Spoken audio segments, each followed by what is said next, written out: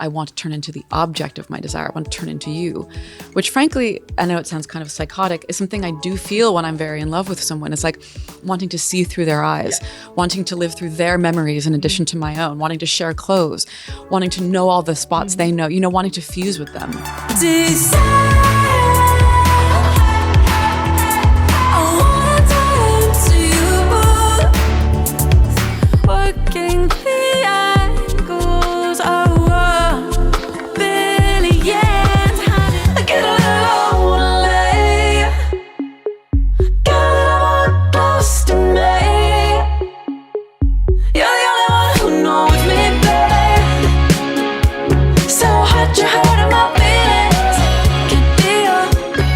Caroline, welcome back to Amsterdam. Thank you so much. Thanks for having me on. The first question I have to ask you is, of course, how was Caroline Polachek's Valentine's Day 2023? This was probably the most exciting Valentine's Day in my life because I had like 6,500 dates in London, all on the same night. So as you can imagine, I was very busy. My album came out on Valentine's Day, which is called Desire, I Want to Turn Into You.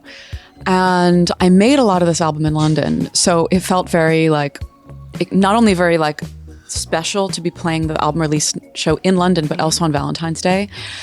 And, I was so nervous and also so overwhelmed because the day your album comes out, your phone is just like, So my ability to focus was gone from the second I woke up. So the whole day just went by like some kind of high-speed cartoon. But the show is amazing.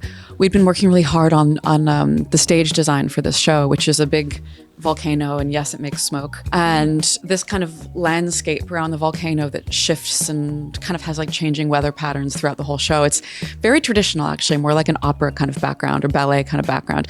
But anyway, we'd been working on it for weeks, and that was the first big show with it. So I was very nervous, but it was very gratifying. And how did you celebrate? How was the relief? Was there any moment that there could be a relief for you?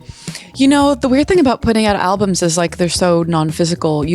For me, it always takes me about a week until I actually understand that it's out. Even when the first week when I see people speaking about it online, it almost feels like some weird form of leaks or something. I'm like, how do they know about that? Even though I actually put out the album. Yeah. So it takes me about a week to arrive at reality, which happened to me about 3 days ago. And now suddenly I understand the album is out. People love it.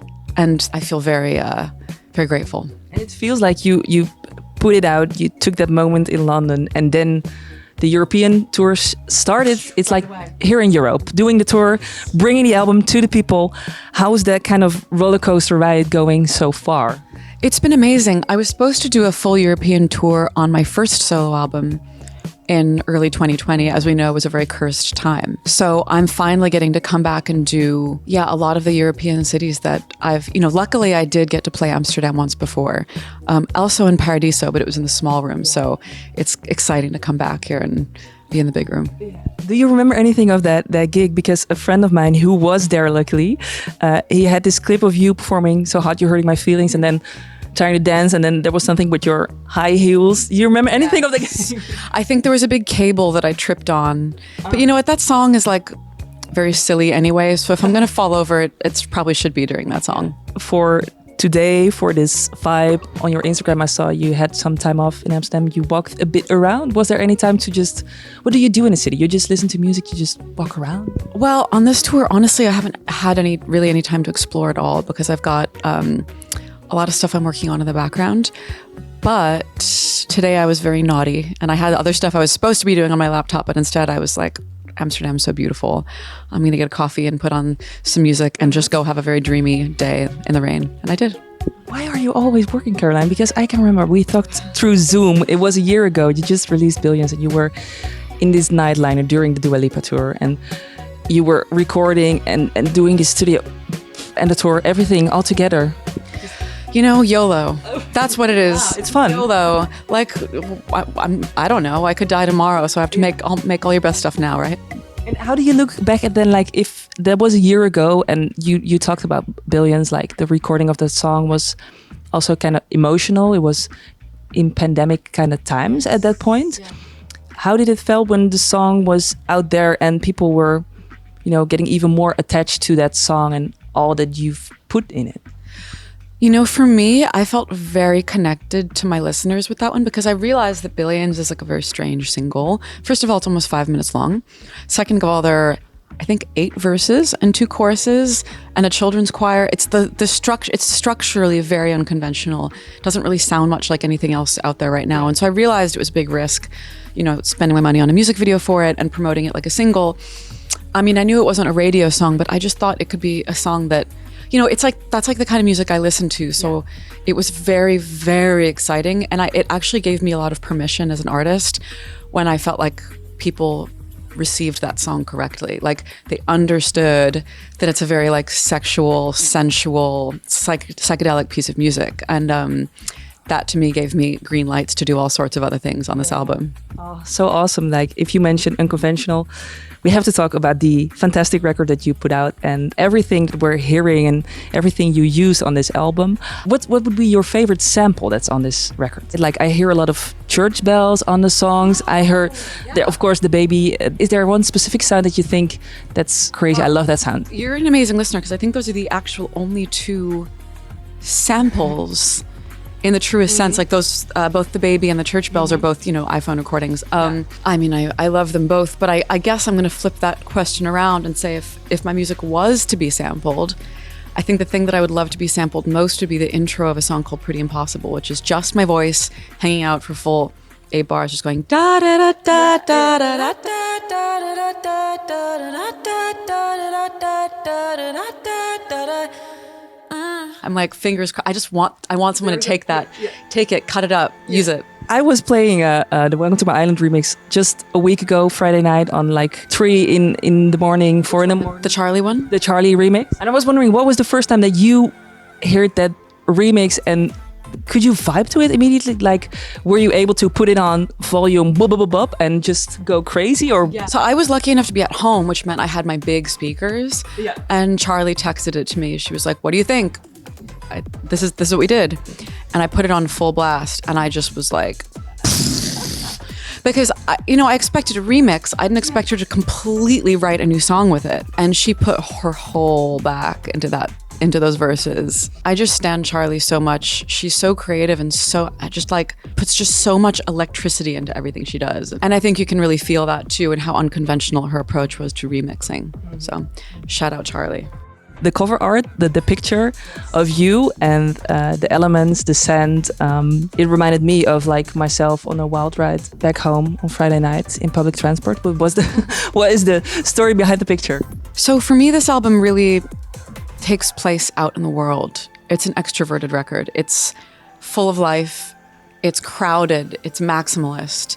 It's windswept. All the single artworks up until that point had been these very focused, very composed images on black.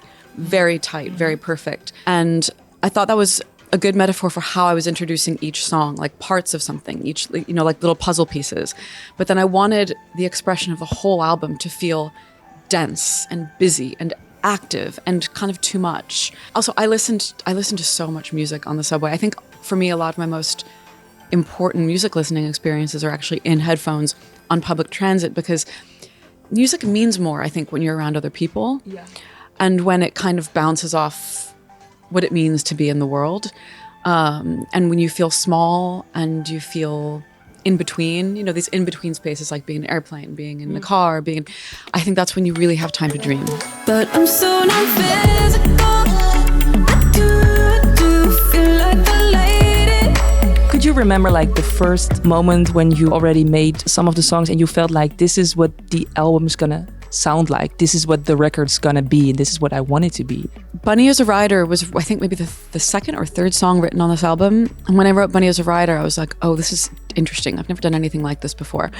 And I was excited by two things about it specifically. First of all, how percussive I was using my voice and using it in a kind of more spoken, rhythmic way than I've ever used it before.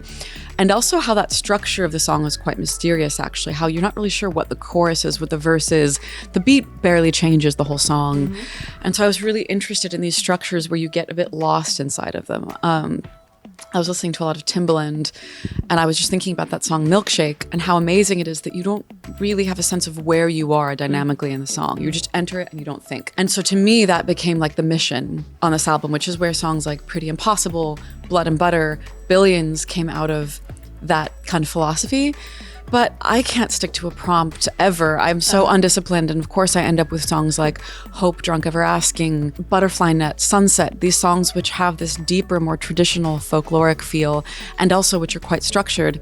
And I think have a relationship with classical music and spiritual music as well. So we get everything. How did that came across? Because you were in London, you were in Italy recording and making a lot of music, always on the road, always working. How do you get into that headspace? Is that always there to be with the music and to be productive as well? Well, for me, music is a way of being at home. So when you're not at home, opening the computer, putting on headphones and going back into a song, it's like, oh, okay, this is a room that I've been building for months. I know where the doors are. I know where the windows are. And it's a room that I'm continuing to work on. So it's almost like this virtual place that I get to be that feels deeply familiar and very soulful. So, yeah. So jealous of that. With this album, you've also said you wanted to create something physical, songs that you can spread through your whole body. Could you explain it a little bit more, maybe with the live experience as well? I love the idea that music is just vibrations that are going through the air, you know? And we talk so much about digital music, electronic music versus analog or whatever. At the end of the day, it's all just air that's being vibrated. So no matter how the music gets made, it's always going to be physical and it's always going to be analog. And it's always going to be acoustic music, period. No matter what the source is that's vibrating the air, it's always, you know, perfect waves by the time it hits your head.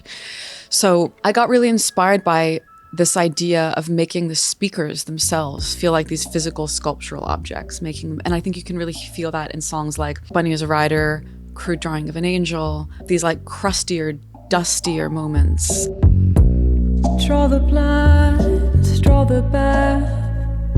It's a matter of time till you wake up and watch me. And also for the audiophiles out there, I started really thinking about mid-range because we're living in a time when, like, if you're looking at an EQ curve, we're hyping a lot of subs and we're hyping a lot of top end.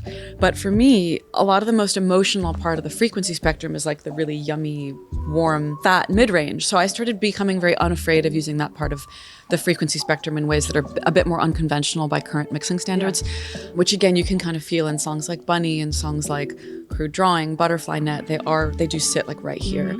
So yeah, I get very inspired thinking about sound as like that kind of sculpture. And that's so cool because for me, I'm just this simple radio DJ that listens to music, goes to gigs, and if I hear you talk about the process and everything with the production, it's just an entire new experience. Listen, we need gatekeepers, so God bless the DJs.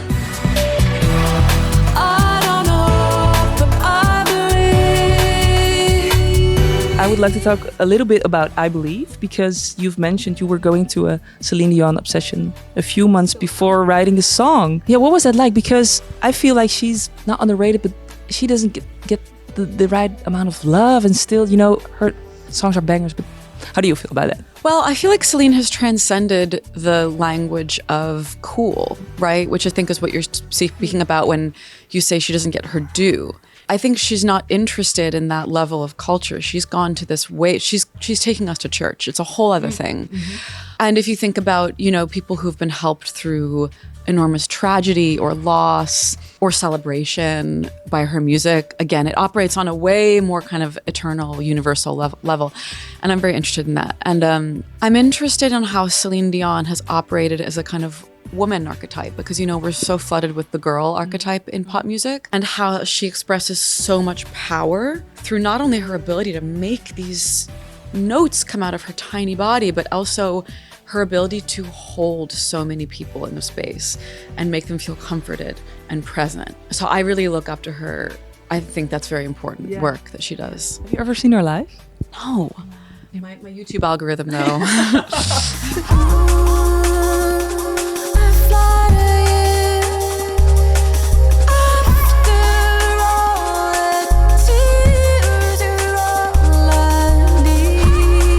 And there's also this wonderful collaboration with both Grimes and Dido on Fly to You. How did that came across? I was wondering, why did you think of these two artists in particular? Well, the seed was planted with Grimes even before Fly to You as a song existed. She and I have known each other since like 2009. We've just, maybe 2010, I don't know. We've just been, crossing flight paths for years, and I've just always really admired her. And we've just been DMing each other for years about doing something together. And then when I started writing Fly to You with Danielle Harl, it felt like a very Pink song. Like it felt very like Pink and futuristic and very high velocity. And I was like, wait a minute, this is a kind of interesting bridge between me and Grimes. So I sent her a very early version of the demo asking if she wanted to sing on it with me, and she loved it. And so we entered into like very high speed conversation about it. And then it wasn't until much later that I kind of had the thought, like, it'd be really interesting to kind of culturally set off what we're doing with someone like Dido, who I think in a lot of ways, similarly to Celine Dion actually, is such an icon and so instantly identifiable, but like, her work has a lot to do with beauty. And that really felt like that was the meeting point for me and Grimes on this song as well, was just a very pure, chasing after beauty. And like very simply, like not trying to do anything tricksy, just really doing kind of our favorite kind of thing. And so I reached out to Dido, I wrote her a letter, took a picture of it. Like old school? Old school, yeah. But I also, sending people mail can get complicated. So I took a picture of the letter, sent it to her through our management. And then 2 days later, I was FaceTiming with her. And she loved the song. And, both working with both of them was actually very intimate. I went to each one of their houses and we worked just two of us, just me and Grimes, and then just me and Dido at a computer together, writing our parts and recording them together, and no one else around, no engineers. And it just felt very cozy and very special and very rare. So I feel very, very grateful.